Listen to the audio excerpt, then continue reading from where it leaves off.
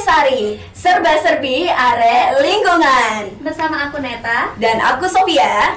Nah, buat teman-teman yang baru banget join dan juga mendengarkan, selamat datang di tempat ngobrol yang asik soal dunia perkuliahan dari sisi mahasiswa teknik lingkungan yang pastinya akan seru banget, yang pokoknya kamu perlu tahu nih. Nah, di sisi terbaru ini ya Net, kita akan bahas topik yang relatif banget nih. Apalagi kalau bukan soal organisasi. Siapa sih yang nggak tahu soal organisasi gitu ya Net? Nah, mungkin topik pembahasan podcast kita kali ini akan membawa tema terkait mahasiswa yang tumbuh dan progres pada organisasi di luar himpunan. Bener banget Sofia, karena banyak banget nih stereotip yang mengatakan bahwa organisator itu katanya sibuk, kemudian nggak fokus kuliah.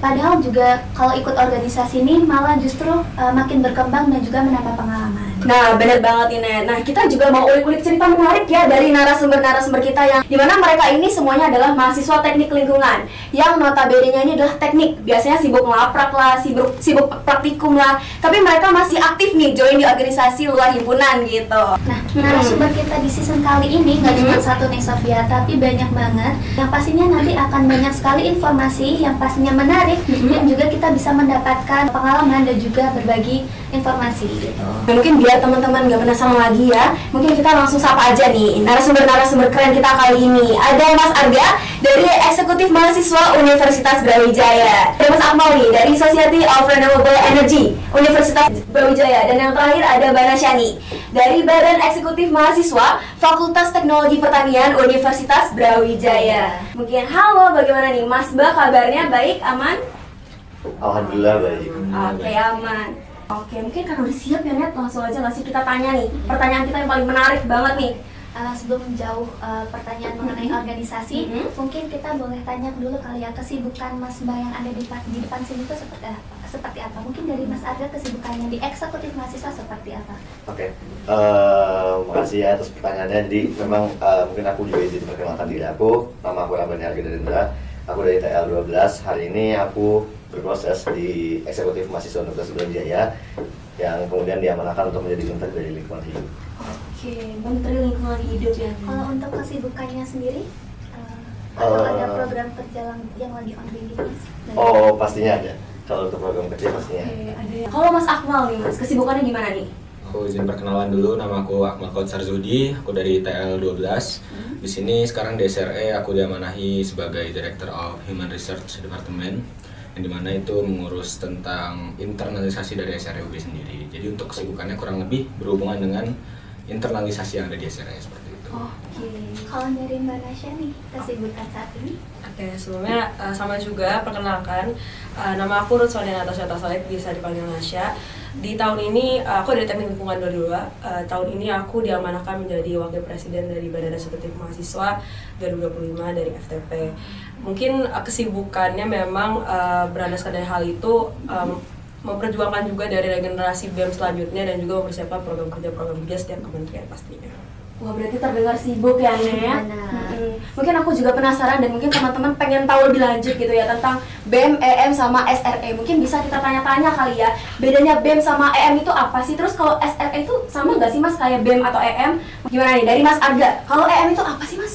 Oke, mungkin aku jawab ya. Jadi perbedaan antara BEM dan juga EM, dimana kalau misalnya kita berbicara lingkupnya BEM, itu adalah lingkupnya fakultas teman-teman. Tapi ketika kita berbicara tentang eksekutif mahasiswa, itu mungkin lingkupnya lebih ke seluruh fakultas yang menjadi eksekutifnya di Universitas Brawijaya. Mungkin kayak gitu sih mungkin dari aku perbedaannya. Oke, kalau dari BEM gimana nih Mbak Nasya? Oke, baik. Mungkin tadi udah dijelaskan ya sama Mas Arga sebelumnya. Benar, jadi untuk dalam lingkupnya sendiri, kalau dari Badan Eksekutif Mahasiswa memang kami itu lebih fokus terhadap menciptakan kaderisasi-kaderisasi yang nantinya akan masuk dalam suatu teknis atau program kerja di dalam lingkup fakultas. Sedangkan kalau EM itu lebih kepada lingkup universitas seperti itu. Jadi mungkin itu adalah gambar lebih sederhana untuk perbedaan antara EM sama BEM. Kalau dari SRE, gimana nih Mas Akmal? Kalau dari SRE sendiri ya mungkin kalau misalkan EM dan BEM itu kan sama-sama eksekutif ya, bidang organisasinya. Sedangkan kalau SRE ini mungkin bisa lebih mudahnya dianggap sebagai komunitas lah. Komunitas yang dimana dalamnya itu terhimpun orang-orang yang memiliki tujuan yang sama. Yang dimana di SRE ini kan fokus utamanya adalah energi bersih dan energi terbarukan seperti itu. Berarti lebih satu linear dengan teknik Lingkungan. Betul. bisa dibilang seperti itu. Wah, menarik banget ya Net penjelasan dari Mas Bay ini. Nah, mungkin biar teman-teman makin tambah tertarik nih ya, mungkin aku mau nanya, ada nggak sih program unggulan dari organisasi yang Mas Bay ikutin mungkin ya sekarang? Mungkin dari Mbak Nasya nih, dari BEM FTP ada nggak sih program unggulannya gitu ya Mbak? Oke, baik. Mungkin di tahun ini untuk Badan Eksekutif Mahasiswa sendiri itu ada 3 program unggulan yang memang dibawa. Yang pertama itu ada Jasmar, yang mana Jasmar ini di bawah Kementerian Advokesma, yang mana fungsinya itu untuk menyalurkan atau mendistribusikan dari aspirasi masyarakat FTP terutama kepada pihak dari Biokrat seperti itu. Kemudian ada Career Lab yang mana ini mungkin juga selinear dengan keperluan atau demand dari masing-masing mahasiswa, yaitu untuk meningkatkan juga baik itu soft skill ataupun juga relasi dari karir, kemudian penyiapan PKL, beasiswa dan lainnya. Memang ini merupakan suatu program kerja elaborasi antara 3 kementerian yaitu PSDM, Advokesma dan juga Dalugri seperti itu. Dan yang terakhir mungkin yang teman-teman sering dengar juga itu adalah bagian dari suatu orientasi mahasiswa baru yang mana bernama Raja Wali. Di tahun ini memang Raja Wali kembali diusungkan menjadi suatu program kerja yang memang program kerja unggulan supaya kedepannya Raja Wali ini tidak hanya stop pada suatu indikator penilaian seperti tahun lalu, tapi kami ingin mengembangkan adanya suatu penyelarasan juga bahwa sebagai mahasiswa baru apalagi di FTP Fakultas Tempatnya Prestasi, kami ingin juga memasukkan adanya indikator-indikator prestasi di dalam suatu pengospekan mahasiswa baru seperti itu. Berarti banyak ya program unggulan dari BEM FTP UB gitu ya. Kalau dari SRE nih Mas, ada nggak sih program unggulan gitu yang mungkin lagi ongoing atau mungkin gimana ini? Kalau untuk program unggulan ya di SRE sendiri sebenarnya ada sekitar 5 mungkin yang bisa dibilang program besar. Yang pertama itu yang sedang ongoing sekarang di hari ini sama besok, itu ada namanya Reveal, yang dimana itu merupakan big event tahunan SRE. Itu di situ terdiri ada lomba internasional dan juga seminar kayak gitu. Dan mungkin untuk 4 program kerja lainnya ini sebenarnya sudah terlaksana ya, maksudnya sedang ongoing udah dari lama. Itu ada project implementation yang dimana di situ dari departemen implementation dan juga teman-teman volunteer SRE bisa ikut membangun di Pujon. Itu kita lagi bangun solar dome dan sekarang masih tahap pembangunan. Kemudian ada beberapa lagi seperti Career Talk, kemudian Study with SRE, dan juga di sini kita juga ada PKK Ormawa yang dimana di sini kita mencoba mendelegasikan teman-teman SRE yang memiliki minat di bidang lomba untuk ikut ke PKK Ormawa ini. Oke, berarti banyak juga ya program unggulannya ya, dari SRE. Nah yang terakhir nih, kalau dari LHEMUB ada nggak sih program unggulan gitu ya Mas Arga? Oke, mungkin kalau misalnya bicara tentang program unggulan jelas pasti kami ada ya. Dari Kementerian Lingkungan Hidup FMUB 2025 itu kami ada 4 program kerja di tahun ini yang memang menjadi unggulan dan juga prioritas kami untuk tahun ini. Yang pertama adalah Desa Hijau. Sebenarnya Desa Hijau ini adalah program pengabdian yang mungkin teman-teman lihat hampir semua fakultas melakukan sebuah pengabdian gitu pada desa gitu teman. Tapi di sini menurut kami tidak hanya memberikan sebuah pengabdian gitu, tapi di sini juga kami belajar bagaimana kita bisa menjadi manusia-manusia yang mungkin solutif gitu atas permasalahan-permasalahan yang memang ada di desa seperti itu teman-teman. Terus kemudian yang kedua adalah SDG Summit, di mana SDG Summit ini adalah lomba dalam skala nasional itu mengenai empowering next generation for sustainable development goals teman-teman. Jadi di sana kita akan membahas 17 SDGs yang memang berkaitan di bidang lingkungan, terus kemudian akhirnya dijadikan sebuah karya tulis kayak gitu teman-teman. Terus kemudian untuk yang selanjutnya adalah bilik suara teman-teman. Bilik suara ini apa? Bilik suara ini adalah bicara lingkungan usul pergerakan teman-teman. Karena kenapa program kerja ini muncul? Karena memang kita juga sadar gitu teman-teman, di mana isu-isu di bidang lingkungan yang mungkin sering dikaji oleh beberapa dari NGO itu masih dikesampingkan dibanding isu-isu politik yang memang sedang marak di negara kami gitu teman-teman. Tapi secara tidak langsung menurut kami isu-isu ini tuh benar-benar penting banget untuk kita kaji dan kita kawal gitu teman-teman. Makanya hadirnya bicara bilik suara ini adalah untuk mengawal, dan juga nantinya dari program kerja ini juga akan memberikan policy brief. Kalau teman-teman tahu itu bahasa gampangnya adalah naskah akademik yang akan diberikan ke pemerintah sebagai evaluasi dan juga saran dari kami sebagai mahasiswa. Mungkin kayak gitu sih kalau misalnya dari teman-teman. Berarti LHM udah juga banyak ya program unggulannya ya. Tapi sedikit bertanya nih Mas Arga, dari program unggulan tersebut nih mahasiswa eksternal maksudnya yang nggak ikut EM ini bisa join nggak ya? Oke, jadi ada beberapa memang program kerja kita yang memang kami buka juga untuk volunteer, tapi ada beberapa juga yang memang belum bisa kita buka secara volunteer. Kayak gitu. Oke. Tapi sebenarnya apa sih motivasi dari Mas Mbak ini yang akhirnya ikut organisasi yang dijalani sekarang? Kayak apa motivasinya?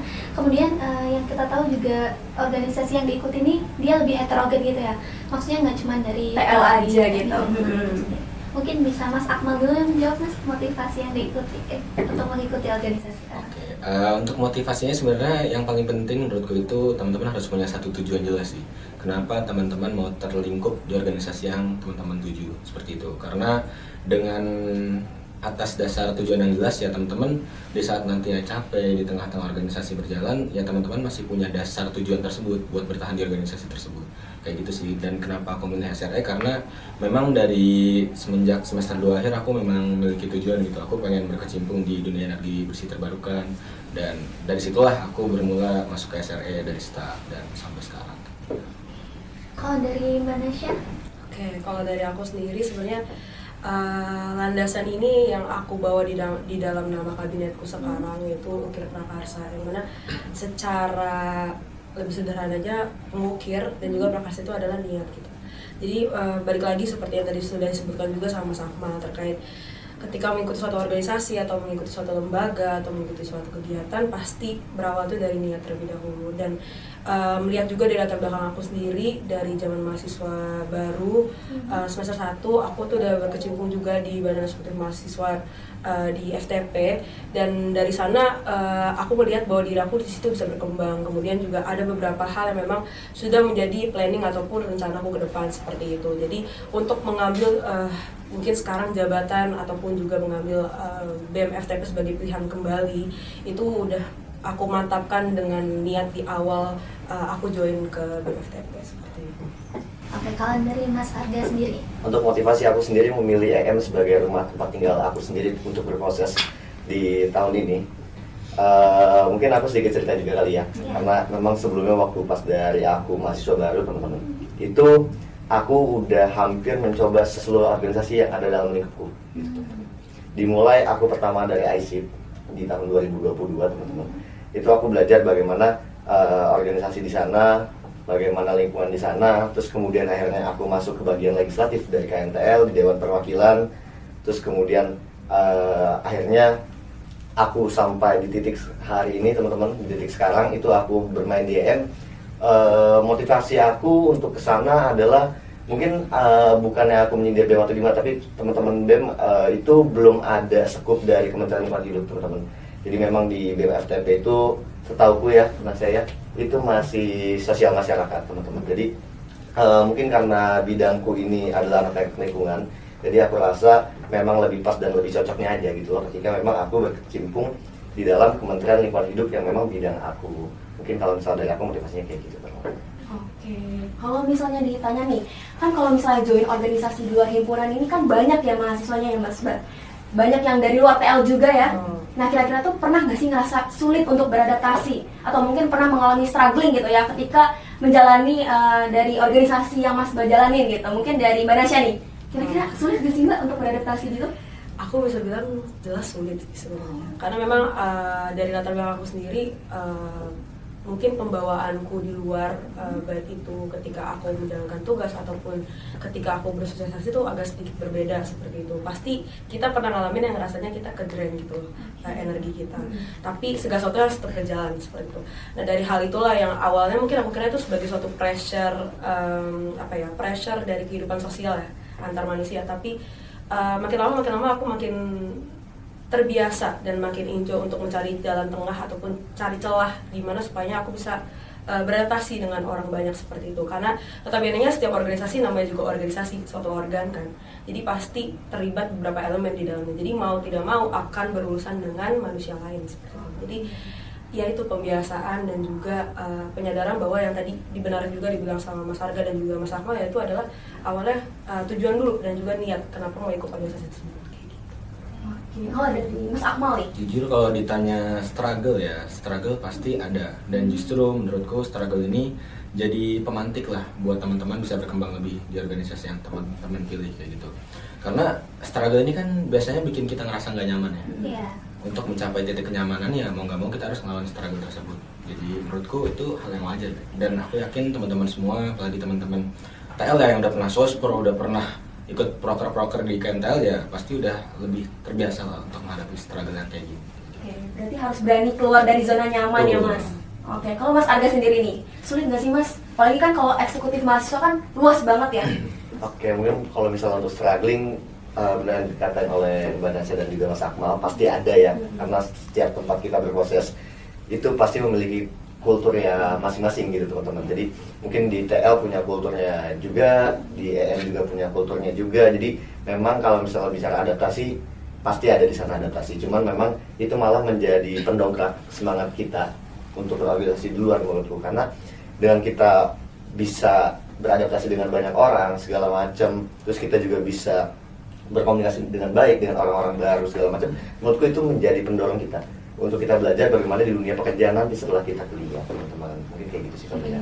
Mungkin dari adaptasi dengan suasana yang baru tadi, ada nggak budaya atau kebiasaan Mas Mbak yang didapatkan di teknik lingkungan seperti itu, yang kemudian diterapkan di organisasi yang diikuti sekarang? Apakah sama atau berbeda gitu dari teknik lingkungan itu sendiri? Mungkin dari siapa dulu, Mas Arga? Mungkin kalau misalnya buat teknik lingkungan ya, ilmu yang didapatkan jelas pasti ada teman-teman. Karena aku juga hari ini berkecimpung di Kementerian Lingkungan Hidup yang tadi sempat aku mention juga, dimana di akademik juga kita banyak banget belajar dan juga mengkaji bidang-bidang lingkungan, dan jujur itu benar-benar kerasa banget di aku, terutama di pengabdian desa ya teman-teman. Karena untuk kita mengatasi masalah-masalah yang di bidang lingkungan di desa segala macam itu kan butuh teori dan juga riset yang banyak banget. Karena aku juga belajar di KMTL, aku juga dapat matkul teknik lingkungan, jadi itu memudahkan aku untuk berproses kayak gitu teman-teman. Kalau dari Mas Akmal nih, gimana sih Mas? Kerja gitu. Budaya ya, sebenarnya kan jujur pasti budaya kerja ini setiap organisasi kayak tadi bilang Mas Arga ya punya kulturnya masing-masing. Tapi untuk aku sendiri ya, khususnya di HR SRUB ini memang jujur ada beberapa budaya yang dari TL yang aku bawa ke HR, karena aku ngerasa ini cocok lah di mereka. Mungkin beberapa di antaranya yang seperti kayak teman-teman tahu, mulai dari segi profesionalisme, integritas, kemudian juga aku juga sempat membawa kekeluargaan di HR SRUB yang dimana bisa membuat departemen aku bisa survive gitu sampai sekarang dan masih saling connect satu sama lain sampai sekarang. Kalau dari Mbak Nasya sendiri gimana? Jelas kalau dari aku juga benar yang tadi sudah sebutkan juga terkait dari budaya, baik itu juga budaya secara teknis dalam menjalankan suatu program kerja misalnya, ataupun sesederhana seperti budaya dalam menjalankan suatu rapat atau forum seperti itu. Banyak yang memang aku serap dari KMTL sendiri, karena balik lagi Badan Eksekutif Mahasiswa itu kami dari 3 departemen menjadi satu. Pasti kultur yang dibawa juga pasti berbeda-beda satu sama lain seperti itu. Jadi ya adanya penyesuaian juga dengan elemen-elemen di dalamnya seperti itu. Dan pun juga karena memang jatuhnya tadi disebutkan juga sama Mas Arga untuk pelajaran-pelajaran yang memang sudah dikasih, matkul teknik lingkungan yang memang sudah dikasih memang lebih diterapkan kalau di badan eksekutif itu di Kementerian Sosma seperti itu. Tapi kami juga mempelajari juga tentang SDGs dan yang lainnya dari Raja Wali kemarin berhasil untuk mempelajari terkait SDGs untuk mahasiswa baru di tingkat 2023 seperti itu. Jadi itulah yang akhirnya memudahkan dari aku pribadi sebenarnya untuk sebenarnya mempelajari apa sih sesederhana apa artinya SDGs seperti itu, apa artinya pengabdian dan apa sebenarnya fungsinya pengabdian, untuk aku salurkan lagi kemudian tongkat itu ke teman-temanku yang lain seperti itu. Oke, nah kalau misalkan bicara tentang kesibukan yang Mas Mbak jalani sekarang nih, pasti kan ada manfaat yang paling besar dirasakan gitu ya ketika join organisasi di luar himpunan. Nah kira-kira boleh nggak sih di-sharing ke teman-teman mungkin manfaat ketika kita join organisasi di luar himpunan, biar teman-teman juga termotivasi gitu ya. Mungkin dari siapa dulu nih, Mas Akmal mungkin ya, manfaat gitu. Jujur manfaatnya banyak banget teman-teman. Mulai dari ya yang pasti terasa ya teman-teman, mulai dari relasi ya. Relasi ini benar-benar berasa banget lah kalau udah di lingkup eksternal, apalagi kalau misalkan eksternalnya satu UB gitu, dan dimana teman-teman bukan hanya mendapat relasi baru dari FTP saja, tapi juga bisa dari hukum, dari fisik, dari teknik dan yang lain kayak gitu. Selain itu juga selain menambah relasi juga teman-teman bisa mendapatkan pandangan baru nih terhadap suatu masalah yang ada dalam suatu organisasi itu. Karena mungkin ya kita di sini dengan himpunan yang sama di KMTL, kita biasanya memandang dengan satu sudut pandang. Ketika teman-teman udah berkecimpung di dunia eksternal yang notabene heterogen, situ teman-teman bisa dapat pandangan lain gitu ya, sekiranya oh ternyata bisa ya dipandang dari segi pandang yang lain kayak gini aja gitu sih. Oke, kalau misalnya dari Mas Arga nih. Oke, jadi kalau misalnya buat manfaat, mungkin aku katakan cukup banyak dan sangat banyak teman-teman manfaatnya organisasi di eksternal. Karena kita juga butuh soft skill, teman-teman. Kita tidak apa ya, maksudnya tidak terpaku hanya hard skill di kelas doang, teman-teman. Tapi kita juga butuh soft skill, kita butuh pengembangan diri kita. Dimana soft skill kan teman-teman tahu ada kepemimpinan, sosialisasi, terus juga fleksibilitas, itu juga bagian-bagian dari nilai-nilai soft skill gitu, teman-teman. Jadi dengan kita ketemu banyak orang yang di luar kelas kita, teman-teman, di luar ruang kita belajar, itu benar-benar banyak banget ngebuka mindset kita yang kita seperti disinggung juga oleh Mas Akmal. Karena dalam perspektif teknik lingkungan begini, tapi itu bisa terbalik 180 derajat dengan perspektif anak hukum gitu, teman-teman. Begitupun dengan fakultas-fakultas yang lainnya. Disitulah kita bisa menyerap bagaimana oh ternyata pemikirannya seperti ini gitu. Oh ternyata pemikirannya begini. Mungkin hal-hal seperti itu yang menjadi adaptasi baru kita dan juga bisa menjadi manfaat yang menarik banget buat diri kita. Oke, kalau dari Mbak Nasya nih, kira-kira ada nggak sih Mbak manfaat gitu ketika kita join organisasi gitu? Jawaban dari aku terkait relasi dan juga terkait soft skill, benar. Untuk hal dua itu sebenarnya mungkin tambahan dari aku sendiri untuk join organisasi eksternal itu sebenarnya bagian dari menguji diri sendiri sebenarnya. Karena ketika kita nggak pernah nyoba, kita tuh nggak pernah tahu apa yang kita mampu gitu untuk lakukan seperti itu. Mungkin indikator penilaian kita sebelum join ke lembaga itu cuma sampai A, sedangkan sebenarnya kita bisa eksplor diri kita sampai dengan Z kayak gitu. Dan pasti dengan kita ngikutin suatu lembaga atau suatu organisasi itu akan lebih terarah gitu, karena memang kita sudah mengetahui materi dari mungkin kakak alumni, mas badan yang lainnya, itu jadi lebih terarah gitu. Jadi kita awalnya jadi yang dikaderkan menjadi kader itu sendiri seperti itu untuk kedepannya gitu, ataupun menjadi tongkat pengkaderan itu jadi berjalan kayak gitu istilahnya, jadi estafet sama gitu. Berarti jangan ragu ya untuk join organisasi di luar himpunan, karena banyak banget gak sih manfaat dan keuntungannya. Mungkin bisa dicatat ya teman-teman yang masih ragu, karena untuk ikut join organisasi di luar himpunan ini itu banyak banget manfaatnya guys. Oke, tadi sempat di-mention sama Mas Arga nih tentang soft skill. Kira-kira kalau kita join di organisasi luar, kira-kira soft skill apa yang bisa didapatkan, dan juga emang dapat apa sih kalau join ikut organisasi luar? Mungkin kalau misalnya buat soft skill ya teman-teman, mungkin tadi ada beberapa poin yang memang aku jelaskan juga soft skill itu apa. Jadi soft skill itu ada yang pertama ada kepemimpinan, terus yang kedua adalah teamwork atau kerjasama, terus yang ketiga ada komunikasi teman-teman, terus yang keempat ada fleksibilitas gitu teman-teman. Tapi hal ini bukan kita lakukan dalam lingkup internal kita yang memang kita sudah kenal. Teamwork yang kita bangun itu untuk orang-orang baru teman-teman. Kemudian komunikasi yang kita bangun itu juga adaptasi kita dengan orang baru kayak gitu teman-teman. Jadi kalau misalnya buat soft skill yang didapat dari organisasi eksternal, jelas aku bilang sangat banyak teman-teman. Karena teman-teman itu tidak beradaptasi, maksudnya membutuhkan skill adaptasi di sana gitu teman-teman. Karena jika teman-teman berproses maksudnya hanya berproses di KMTL saja atau hanya di zona nyaman teman-teman, tidak berani untuk mencoba keluar, itu menurut aku nantinya teman-teman akan susah beradaptasi gitu. Karena skill adaptasi, skill komunikasi, overall dari soft skill itu benar-benar digunakan banget ketika teman-teman nanti masuk ke dunia pekerjaan. Mungkin kalau misalnya dari aku seperti itu. Oke, ngomong-ngomong soal komunikasi dan juga teamwork ya Mas, kan dari LHM sendiri tuh dia nggak cuma dari fakultas teknologi pertanian saja, tapi juga dari fakultas yang lain. Kira-kira ada nggak sih kayak cara untuk menyatukan pikiran gitu, untuk yang nantinya teamwork dan juga komunikasi ini berjalan dengan baik? Oke, ini sebenarnya menjadi budaya kerja yang aku bangun di Kementerian Lingkungan Hidup, di mana kita itu selalu sering mengadakan bonding. Terus yang kedua, kita sering banget mengadakan diskus teman-teman dalam hal apapun gitu. Tidak hal-hal besar yang memang setiap rapat ataupun program kerja selalu yang kita bahas gitu teman-teman. Tapi buat hal-hal kecil itu pun kita coba buat diskus gitu loh. itu memang aku terapin di Kementerian Lingkungan Hidup untuk akhirnya teman-teman dari fakultas-fakultas yang berbeda ini dapat menyerap dan memahami pandangan-pandangan yang memang bukan fakultasnya. Mungkin kalau misalnya dari aku, satu langkah caranya seperti itu, teman-teman. Kalau dari SRE sendiri gimana nih, Mas? Skill ya. Kalau berbicara tentang soft skill, benar tadi udah banyak yang disebutin sama Mas Arga perihal soft skill, dan mungkin ini sih balik lagi ke komunikasi sih teman-teman. Karena di saat kita berkecimpung di dunia eksternal itu kan jelas heterogen banget ya. Itu masanya bisa dari mana-mana aja kayak gitu kan, dimana perspektif mereka pun pas awal masuk itu juga berbeda.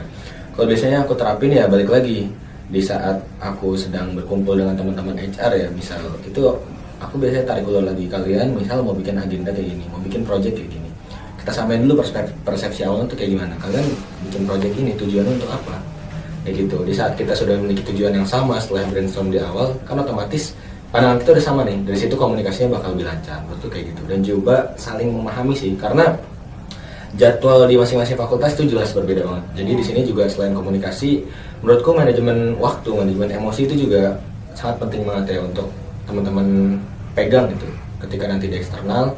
Karena ketika misal teman-teman punya agenda, punya acara, ketika teman-teman ngajak teman-teman yang lain, ternyata teman-teman yang nggak bisa kayak gitu. Karena ada agenda di fakultasnya masing-masing. Nah disitulah teman-teman gimana caranya biar acara teman-teman bisa tetap berjalan dengan cara memanfaatkan waktu yang ada dan mengontrol emosi dari diri sendiri maupun teman-teman yang lain. Oke, menarik sekali sih. Kalau dari Mbak Nasya sendiri gimana, Mbak? Oke, mungkin tadi juga disebutkan ya terkait dari soft skill apa, dan aku sangat setuju terkait yang tadi sudah disebutkan juga sama Mas Arda dan juga Mas Akmal terkait soft skill. Mungkin kalau memang terkait komunikasi, aku lebih menjerumus terhadap pengolahan diri sih sebenarnya. Memang jatuhnya itu adalah ketika kita melakukan suatu komunikasi dengan manusia, pasti akan ada egois tiap manusia yang akan muncul seperti itu. Dan itu suatu hal yang wajar. Jadi bagaimana kita juga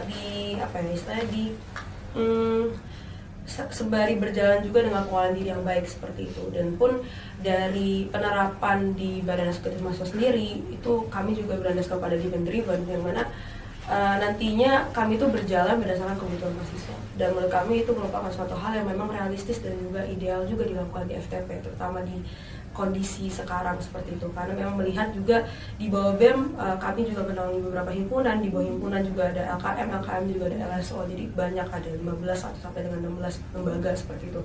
Dan kami menemukan jalan tengahnya itu adalah gimana menyusun suatu gagasan yang sama, yaitu adalah kami ingin teman-teman yang lain juga menyebarkan juga aspirasi dan juga demand kepada kami untuk kami wadahi seperti itu. Jadi kami memang berlandaskan pada demand atau kebutuhan, dan menurut kami itu cara yang memang lebih efektif gitu dibandingkan memang bisa untuk penyelarasan yang lebih dengan cara yang lain gitu. Tapi dengan memang melihat juga keperiodean BEM kan juga memang terbatas, juga keperiodean yang lain juga memang terbatas, jadi kami mengambil cara yang lebih efektif dengan melakukan demand driven. Oke, berarti banyak banget ya Net soft skill yang didapatin dari join organisasi di luar himpunan ya. Nah, kalau misalkan selain soal soft skill gitu, kita bicara tentang networking atau relasi. Nah, kira-kira dari Mas Bas sendiri ini ada pengalaman gak sih kayak dimudahkan PKL-nya atau mungkin MMD karena kita join organisasi gitu? Mungkin dari Mbak Nasya nih, aku mau dengar. Karena fakultas kan biasanya MMD gitu kan, MMD fakultas. Kira-kira dimudahkan gitu gak sih Mbak? Gitu. Mungkin terkait dari MMD sendiri, kalau dari zaman aku dengan zaman yang sekarang mungkin bisa aku bilang agak sedikit berbeda ya. Karena zaman sekarang, kalau zaman dulu namanya MMD 1000 desa ya. Kalau yang zaman sekarang 3M seperti itu, yang lebih di itu sebenarnya merupakan bagian dari aspirasi juga, bagian yang juga diolah oleh Kementerian Vokesma kemarin, karena kami melihat bahwa MMD ini kemarin kurang strategis gitu, karena memang tidak disesuaikan dengan baik itu minat ataupun juga baik itu dari fokus dari setiap departemen masing-masing seperti itu. Itu sih kalau dari aku. Dan apakah itu menolong terkait dari PKL dan juga terkait dari MMD, jelas gitu. Mungkin aku nggak akan jelasin yang lebih kompleks, tapi lebih secara sederhana, karena nantinya juga akan ketemu dengan mahasiswa yang baru, akan ketemu dengan kating-kating yang baru. Sesederhana kayak kita bisa konsul untuk terkait kami harus memilih apa di 3M, atau kami harus memilih perusahaan apa, atau bagaimana sih strategi memilih perusahaan di PKL, atau apa yang harus dipersiapkan. Itu sebenarnya bagian yang memang secara tidak langsung itu juga berguna gitu dengan melihat relasi juga yang ada di badan eksekutif seperti itu. Oke, kalau dari Mas Akmal nih Mas, kebantu nggak sih Mas PKL-nya gitu karena relasi atau networking gitu ya? Jujur untuk relasi networking mungkin tadi Manasya bisa bilang secara konsultasi dan semacamnya. Ini aku izin menambahkan ya. Bahkan sekelas aku kemarin cerita dikit ya. Aku kemarin sempat PKL di PLN Nusantara Power di Surabaya yang dimana di situ aku nggak punya networking sana, Aku based on CV, based on LinkedIn aja. Dan dimana di LinkedIn tersebut aku mencantumkan lah aku pernah jadi apa dan salah satunya SRE ini dan impactnya ya aku keterima. Dari situ aku coba tarik kesimpulannya bahwasanya kita yang belum membangun networking dengan orang luar aja, dengan kita join di organisasi eksternal, orang luar tuh udah bisa ngelirik kita, apalagi kita networknya lebih luas lagi. Kayak gitu sih mungkin dari aku. Selain teman-teman networking ke internal, itu juga bisa membantu teman-teman buat networking ke orang yang belum kenal sama teman-teman juga kayak gitu. Oke, kalau dari Mas Arga sendiri nih, soal networking atau relasi, kira-kira kebantu nggak sih Mas PKL-nya? Ya mungkin bicara networking dan relasi mungkin menurut aku itu udah sebuah manfaat gitu teman-teman. Networking dan relasi itu udah sebuah manfaat buat kita teman-teman. Terus kemudian implementasi dari networking dan juga relasi kita itu sejauh pengalamanku ya teman-teman di Brawijaya itu aku itu kebantu dalam hal informasi-informasi teman-teman. Dari mulai informasi magang. Jadi waktu itu aku sempat melakukan magang di semester 2 itu di liburan teman-teman. Jadi itu magang mandiri jatuhnya. Itu aku di Tambang, Kalimantan Timur. Itu informasi aku ke magang sana dibuka segala macam, open dan lain sebagainya. Itu dari teman-teman Kementerian Lingkungan Hidup gitu. Jadi buat relasi ini menurut aku lebih ke informasi-informasi gitu loh teman-teman. Karena semakin banyak relasi yang kita buka, semakin banyak orang yang kita kenal, sehingga informasi yang kita dapat juga bakal lebih banyak. Secara singkatnya mungkin seperti itu kalau ya. Oke, berarti ikut organisasi ini menambah relasi ya? Benar banget. Kalau misal kita bisa putar balik nih Sofia ke masa awal kuliah, kira-kira Mas di sini lebih memilih untuk join organisasi secara langsung atau kira-kira mungkin ada pemikiran kayak aku telat banget nih join organisasi di semester ini, mungkin bisa diceritakan pengalamannya dari siapa? Manasya dulu mungkin.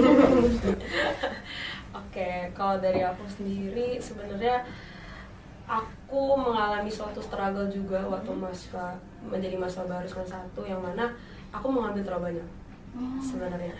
Karena memang itu mungkin nafsu aku untuk mengambil organisasi ya, karena memang aku berlatar belakang dari SMP dan SMA aku yang mungkin sedikit dibatasi untuk mengikuti organisasi, dan aku merasa dari situlah muncul perasaan mungkin yang sering disebut dengan FOMO ketika aku menjadi mahasiswa baru seperti itu. Dan aku melihat banyak nih yang dibuka waktu itu ketika aku menjadi mahasiswa baru, ada EM, ada BEM, bahkan ada organisasi seperti SRE dan yang lain yang memang tingkatnya itu lebih luas seperti itu. Jadi pasti ada ketakutan juga sebelum aku join gitu, karena memang landasannya adalah dulu aku senat dan landasannya cuma itu doang gitu. Sedangkan teman-temanku yang lain yang mungkin kemarin join BEM dan lainnya sudah mempunyai CV-nya sudah 20 sampai 25. Ini ya istilahnya udah pengalaman seperti itu. Tapi aku merasa ketika aku menunda-nunda hal tersebut, justru nanti aku akan menyesal di akhir seperti itu.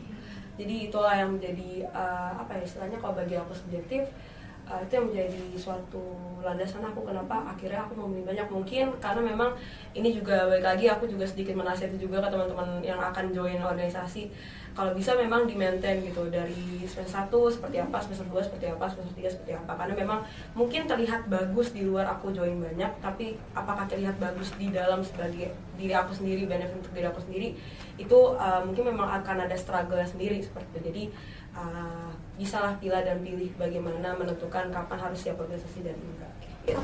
Tadi kan Manasya bilang kalau terlalu banyak diambil ya. Nah, gimana kira-kira cara time managementnya Manasya karena terlalu banyak? Iya. Oke, karena dari dulu juga aku menciptakan budaya untuk membuat jadwal sendiri kayak yang udah tadi aku jelaskan juga mengenai kalau misalnya kita matkul kan kita biasanya Senin, Selasa, Rabu kita susun ya. Tapi ternyata seiring berjalannya waktu karena memang mungkin dari akunya sendiri makin banyak ambil, menurut aku tuh jadi nggak efektif kayak gitu. Dan ini balik lagi fungsinya suatu organisasi, kita punya atasan kita punya teman-teman kita punya yang lain, kita nggak sendiri seperti itu. Nah aku gunakanlah manfaat itu, aku gunakan benefit itu, aku tanya cara yang paling efektif sebenarnya seperti apa. Pasti jawaban satu orang dengan orang lain pasti A, B, C. Nah dari situlah sebenarnya bukan akhirnya membuat kita bingung atau cara yang paling efektif seperti apa ya, tapi justru membuka pandangan, oh segini banyak loh caranya.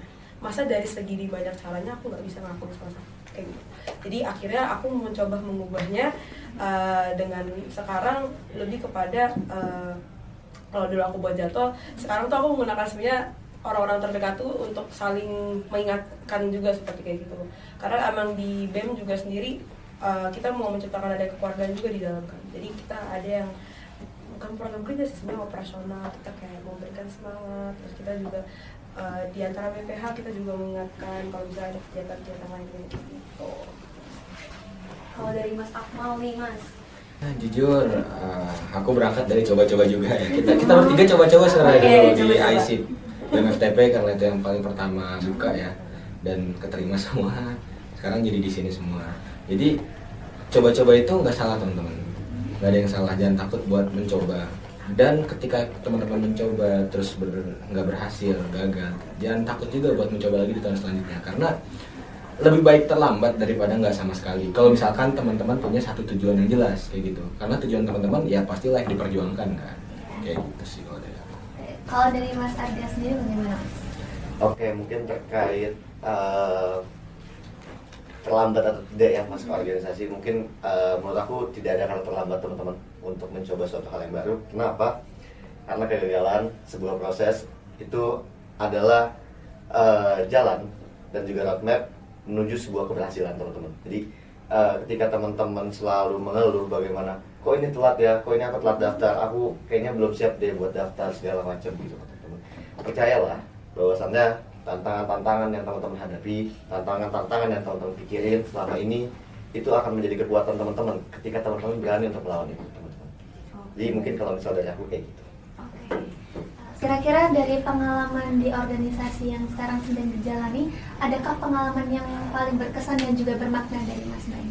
Pengalaman paling berharga ya, jujur di SRE ini untuk periode sekarang ya, karena sebelumnya itu di Departemen HR sendiri emang sempat ada konflik internal lah, dan itu yang membawa aku ke HR lagi untuk membenahi apa-apa yang terjadi di masa lalu, dan kita benahi bareng-bareng di kabinet ini, di periode ini. Dan karena sesuatu yang kita benahi ini benar-benar dari awal banget ya, jadi mulai dari sistem, dari tatanan, dari program kerja kita benar-benar rancang bareng nih, dari aku sama teman-teman aku yang lain ya, menjadikan semuanya itu menjadi berkesan gitu, karena kita benar-benar berangkat dari awal, dari minus mungkin ya, bisa dibilang dari minus, kita benahi bareng-bareng sampai sekarang plus kayak gitu. Jadi menurutku itu berkesan sih sepanjang perjalanan gitu. Kalau dari Mas Arga nih. Oke, kalau misalnya untuk hal yang paling berharga ya, selama aku di Kementerian Lingkungan Hidup. Jadi sebenarnya aku di Kementerian Lingkungan Hidup itu dari mulai jadi staf sampai jadi menteri hari ini, itu semuanya sangat berkesan teman-teman, sangat berharga. Kenapa? Karena dari Kementerian Lingkungan Hidup MUB 2025 jelas banget menekankan bagaimana internalisasi yang baik dalam organisasi kita teman-teman. Di sana kita berproses itu benar-benar sebonding itu, selawak itu, dan selucu itu teman-teman. Jadi ya selalu aku tanamin sama anak-anak adalah jangan pernah takut soal sama orang gitu, sama orang baru, karena itu benar-benar ngebantu kita gitu loh. Terus kemudian kalau misalnya untuk hal yang paling berharga selama perjalanan aku, menurutku semua perjalananku dari awal, dari aku jadi staff sampai aku jadi menteri hari ini, itu benar-benar semuanya punya ceritanya masing-masing teman-teman. Mungkin aku nggak bisa sebutin satu persatu apa aja ceritanya gitu ya, tapi overall keseluruhan itu benar-benar sangat berharga waktu kita selama di sana. Kalau Mbak Nasya nih, kira-kira ada nggak sih Mbak momen paling berharga atau berkesan gitu? Oke, kalau dari aku sendiri, karena memang aku bisa dibilang lahir dan besar juga ya.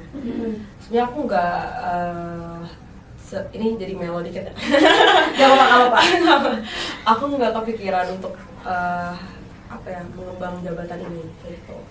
Terlebih juga memang dari staff sendiri dan juga melihat sekarang dengan melihat BPH ku gitu istilahnya, melihat menteri, melihat kabiro dan yang lainnya, itu sebenarnya satu hal yang agak aku buat shock juga dan aku agak sedikit heartwarming juga di aku. Itu adalah anak-anak yang sama aku berorganisasi dari dulu seperti itu. Jadi tanpa kita mengadakan adanya suatu istilahnya kayak suatu forum untuk menyelaraskan pemikiran dan lainnya, karena memang kita berlandaskan dari suatu latar belakang yang sama, perjuangan yang sama dari zaman asyik, jadi itu terbentuk sendiri kekeluargaannya seperti itu. Dan itu yang menurut aku menyadarkan aku kayak sekarang dulu yang aku melihat bahwa aku harus menjadi orang yang terus memfollowing orang gitu. Karena menurut aku tidak bisa untuk menjadi orang yang istilahnya menentukan arahan untuk bawahanku istilahnya seperti itu. Tapi sekarang menurut aku sudah siap untuk hal itu kayak gitu. Jadi turn back dari tidak siap dan menjadi siap, menurut aku kayak jadi kayak gini loh, apa yang aku dapatkan dulu ternyata memang berguna juga gitu untuk baik itu dari mahasiswa FTP juga ke depannya kayak gitu. Wah, ternyata banyak cerita berkesan ya ketika kita punya pengalaman ini. Nah, kalau misalkan kita bicara tentang kegagalan, siapa sih yang nggak pernah gagal gitu ya? Nah, mungkin boleh nggak sih sharing cerita tentang kegagalan saat menjalani organisasi gitu ya? Mungkin dari yang senyum dulu nih, Mbak Nasya kira-kira nih. Gimana sih Mbak gitu? Mungkin tips gitu, supaya bangkit lagi gitu. Sebenarnya strategi bagus ya, dari senyum dulu berarti aku selanjutnya Oke, kalau dari aku sendiri pasti ada ya. Mungkin aku bisa jelasin tuh secara program kerja pasti aku mengalami banyak sekali kegagalan. Pun di sekarang kalau aku boleh jujur sangat sulit untuk mewakilkan TL di BEM seperti itu. Dan pastinya sampai sekarang juga aku masih merasakan struggle juga. Dulu juga aku istilahnya pasti pas kita ngejalanin program kerja pasti ada yang nggak suka sama kita, kan istilahnya gitu ya, pasti ada yang nggak suka sama kita, pasti ada yang nggak suka sama cara kita kerja, cara kita ngatur orang dan yang lainnya. Itu struggle terberat aku. Dan ketika aku mencapai satu indikator nih, misalnya menurut aku ini sudah baik gitu, sudah benar gitu, tapi menurut orang tidak, dan akhirnya dijatuhkanlah mentalnya di situ. Dan kita sebagai manusia tetap harus terbuka kan terhadap kritik dan saran. Disitulah pasti pertama kali aku ngerasa kenapa aku berbeda gitu pandangannya dengan mereka. Tapi apakah itu terus menerus membuat aku jadi terpuruk dan yang lainnya? Aku merasakan benefitnya sekarang kayak gitu, karena memang semakin banyak kita ditekan, itu semakin bisa kita itu untuk bertahan. Iya. Soalnya biar istilahnya, jadi kita aware gitu loh sama keadaan sekitar. Kalau at the end kita tuh pasti menjalankan segala sesuatu itu secara sendiri gitu. Sebagai manusia juga secara sendiri kayak gitu. Jadi kuatkan pertahanan diri, tapi satu sisi tidak membatasi juga kehidupan sosial kita dengan orang lain. Oke, kalau dari Mas Arga nih, pernah nggak sih Mas mengalami kegagalan gitu saat menjalani organisasi? Oke, buat kegagalan, kalau misal kegagalan daftar organisasi itu puji syukur, puji Tuhan nggak pernah ada kegagalan selama screening ya teman-teman ya kalau bahasa organisasinya. Terus kalau misal kegagalan dalam menjalankan program kerja pasti ada teman-teman. Itu waktu itu kegagalannya adalah merancang ekoenzim teman-teman. Itu di tahun lalu waktu aku di staff, kebetulan aku jadi CL di bank juga di sana. Itu merancang ekoenzim itu kan kurang lebih 2-3 bulan, ya kan. Waktu aku merancang itu 1 bulanan aja. Terus tiba-tiba aku udah harus bawa ke desa. Terus itu akhirnya ya mau nggak mau kan waktu kan nggak bisa dibeli ya teman-teman. Jadi mau nggak mau ya akhirnya aku coba buat obrolin sama masyarakat desa, kalau misalnya Pak ini ekoenzimnya ini belum bisa dipakai dulu gitu loh, karena masih nunggu waktu juga gitu.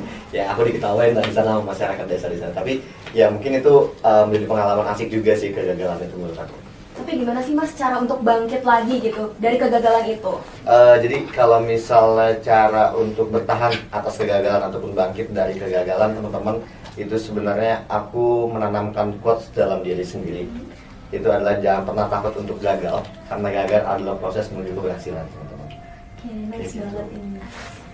Kalau dari Mas Akmal nih, pernah nggak sih Mas mengalami kegagalan gitu? Dan juga tipsnya juga ya Mas, sekalian. Gagal ya? Jujur nih, semua program kerja yang ada di HR sekarang potensinya gagalnya ada semua. dan problemnya pasti ada. Dan mungkin udah ini ya, udah berkali-kali aku sering banget ditelepon sama VP dari presiden gue sendiri kayak, Mal janganlah kayak gini.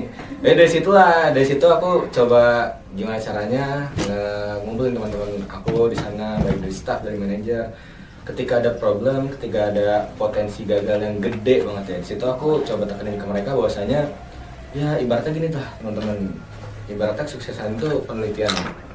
Nah, dimana penelitian ini nggak mungkin dong langsung berhasil. Justru yang mendukung sebuah penelitian itu bisa bagus dan berhasil itu berangkat dari sampel gagalnya justru. Dan semakin banyak sampel gagal, semakin banyak evaluasi yang bisa teman-teman berikan untuk keberhasilan suatu penelitian.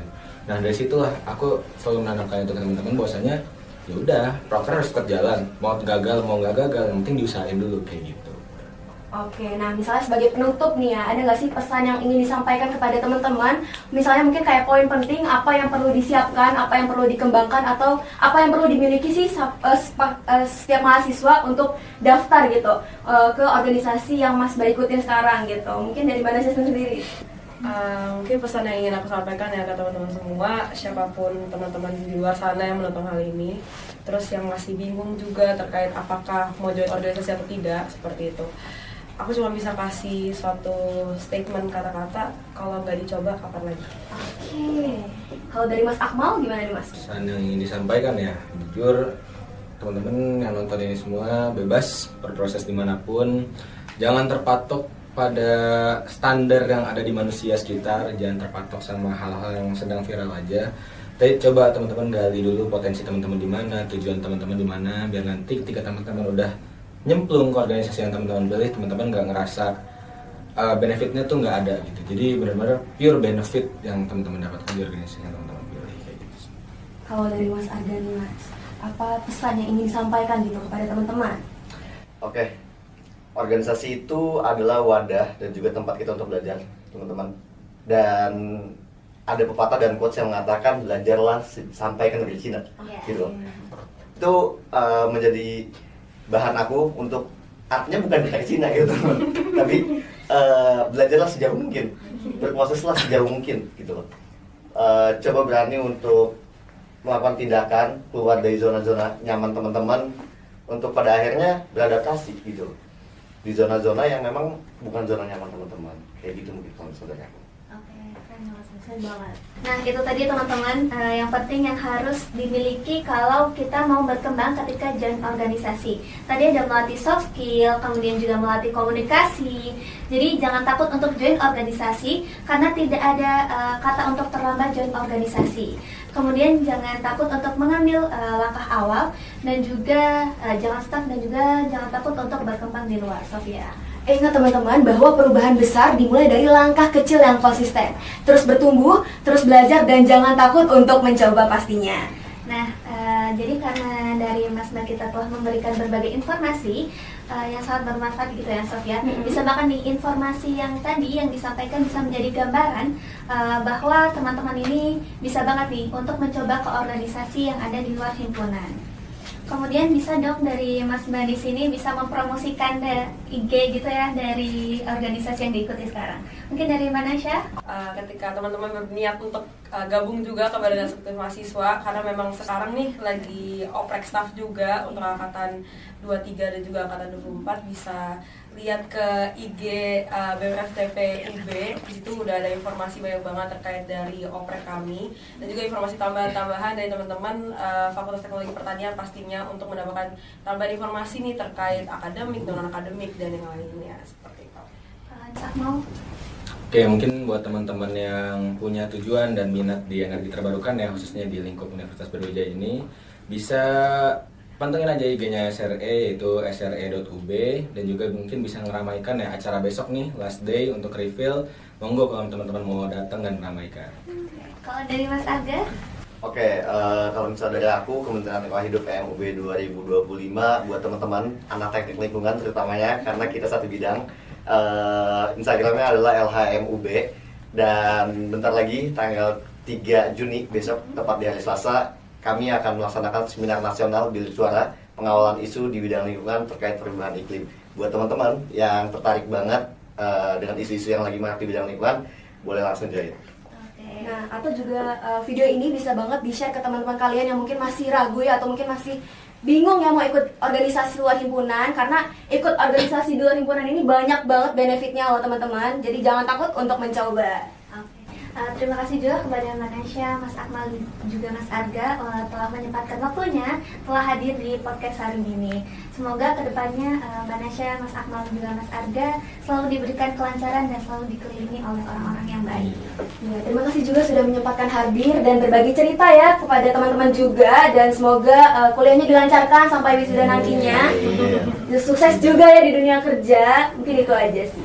Terima kasih juga karena telah membanggakan teknik lingkungan sebagai perwakilan yang keren dan juga membuktikan kalau mahasiswa teknik lingkungan sangat bisa aktif di luar himpunan. Nah, ini sesi paling menarik ya. Closing statement atau kata-kata hari ini. Dimulai dari siapa nih? Mas Arga atau Manasya? Manasya dulu. Manasya. Mas Akmal kita taruh terakhir. Kalau dari aku, pertama pasti kalau misalnya kalian berniat untuk melakukan sesuatu, pasti ada jalan. Sama nothing is impossible. Oke, kalau dari Mas Arga nih, closing statement atau kata-kata hari ini, Mas? Setiap langkah, setiap hari teman-teman, semua insan di bumi ini memiliki peluang dan juga kesempatan. Tinggal bagaimana teman-teman coba buat bekerja keras gitu loh atas kesempatan dan juga peluang yang teman-teman miliki. Terakhir ya nih, terakhir. Benar, pantun dari Mas Akmal. Mungkin biar asik ya kita tutup pakai pantun ya. Ntar teman-teman tolong bantu cakepin ya. Aman-aman, Mas. Makan nasi pakai tomat. Cakep. Jangan takut untuk berorganisasi untuk tetap terus tumbuh dan bermanfaat. Oke.